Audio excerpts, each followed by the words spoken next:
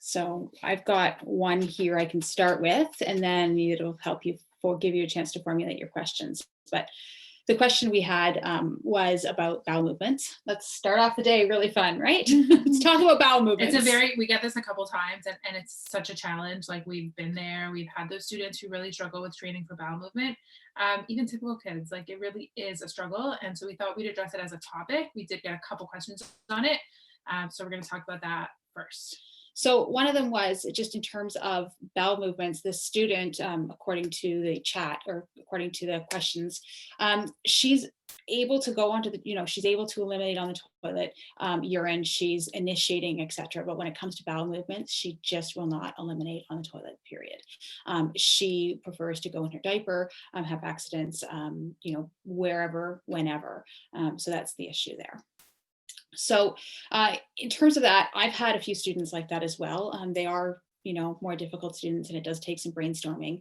I guess the first question is, let's look at the function, right? Is there a function of this behavior? Is it that, they're getting a lot of attention when they're having the accidents? Is it that they're really terrified of the toilet? What is it specifically? So, looking at that, then you can come up with what your treatment can be. So in my particular instance, I had one student who was seriously terrified of having a bowel movement on the toilet.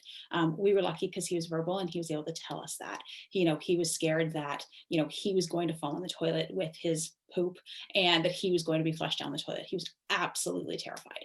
So what we did is we had to do systematic desensitization with that.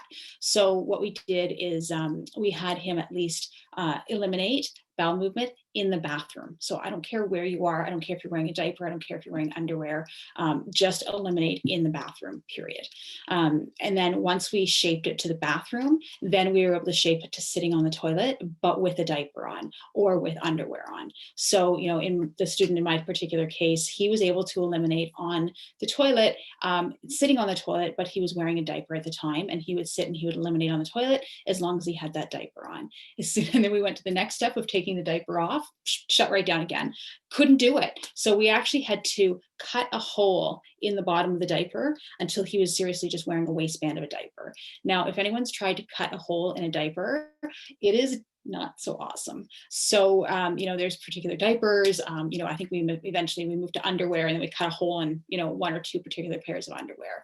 And in my student's case, it was almost like, once he did it once and he realized he didn't get flushed down the toilet with the bowel movement, he was fine. So it might just be a one-off. It might be that, your student needs more than that and needs to practice that approach a lot of times before they're able to go on the toilet. That and obviously reinforcement afterwards. So I think comments on that. Reinforcement, right? Reinforcement for eliminating on the toilet, making sure that that reinforcement for that bowel movement is nothing that they have any other time. So think about that satiation deprivation piece, right? So, if you have a bowel movement on the toilet, you get, contingent upon that, immediately access to this. Access to this shouldn't be given at any other time, even for urine, even for anything else. And if you're looking at like just, a kid who's just recently trained, we always leave bowel movement training for after. Like, it's, even if they have accidents at first, we don't focus on that until they're really more trained for urine. And then once you get to the point where they're pretty much trained for that, you also want to look at data, like look at when they're having the bowel movement, look at their diet, look at, if they're really struggling or if they're very constipated, like what can you do to help with that process? Sometimes it's as simple as like, they just need to sit on the toilet for 20 minutes after dinner, because that's like usually when they go. So just sit them on the toilet. So just getting those patterns and becoming familiar with it. Sometimes it's kids who really like to like go into a certain corner of the room. And like, as soon as they go into that corner of the room, you can redirect them to the bathroom. And sometimes it works to catch them that way. And that's kind of a simple solution. But if it gets to be a little bit more tricky, then you need to go to the like desensitization route, but always thinking about what's in it for them and the reinforcement and making sure that they understand that there's something in it for them. Awesome. Okay, I'm just going to check the chat for questions.